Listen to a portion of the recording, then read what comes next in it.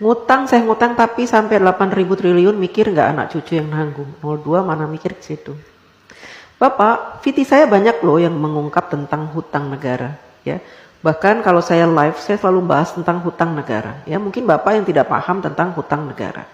Saya akan jelaskan sekali lagi, ya. Mumpung saya lagi ada semangat untuk menjelaskan supaya apa? Bapak tidak menyebar hoax, ya. Bapak tidak berpikiran jahat terhadap pemerintah, ya. Supaya juga menambah pengetahuan Bapak tentang hutang negara, ya. Mudah-mudahan saja penjelasan saya nanti membuat Bapak agak terbuka matanya, kupingnya, ya, pikirannya, wawasannya. Jadi begini, Pak. Hutang negara, setiap negara ingin mengajukan hutang kepada IMF atau World Bank gitu ya, atau kepada negara-negara lain gitu ya, kepada negara-negara yang mau memberikan hutang, maka harus disepakati oleh wakil-wakil Bapak. Di mana? Di DPR RI. Ya. Bentuk negara kita memang mempunyai aturan seperti itu. Presiden tidak bisa memutuskan segala sesuatunya, apalagi perkara hutang sendirian.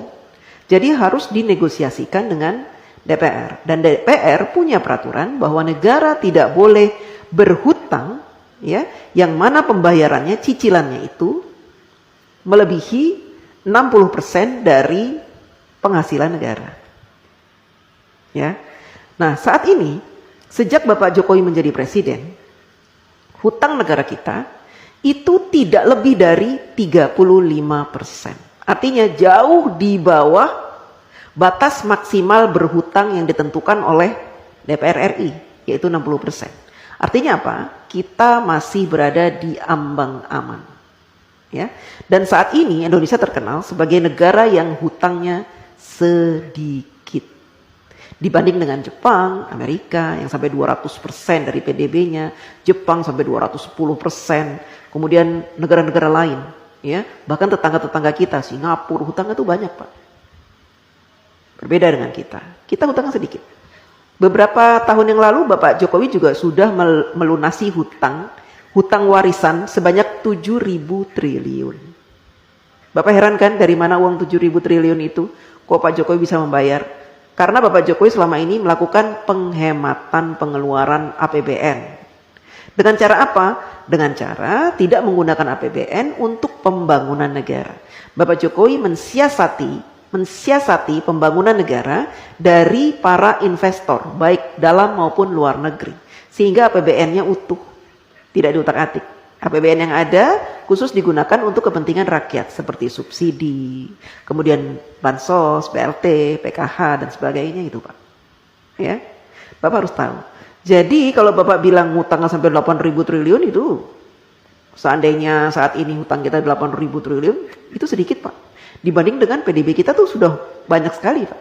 Itu jumlahnya cuma 35% dari penghasilan kita. Penghasilan negara maksudnya. Ya, Pak? Jadi masih di ambang batas wajar.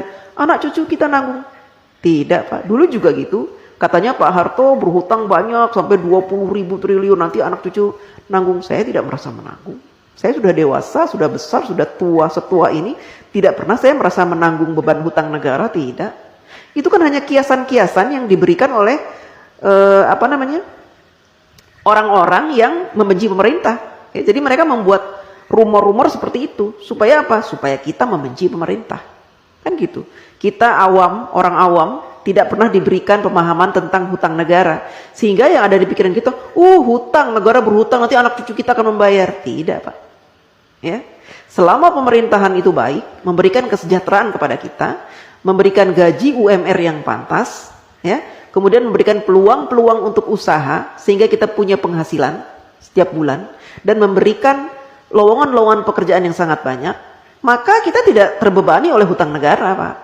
Ya, apalagi sekarang pemerintah sudah membuka banyak sekali lowongan dengan dibukanya smelter-smelter, proyek-proyek hilirisasi, itu akan membuka ratusan ribu lowongan pekerjaan, Pak, buat bangsa Indonesia, dan itu akan menjadi penghasilan yang akan dinikmati dan sehingga kita tidak dibebani oleh hutang itu.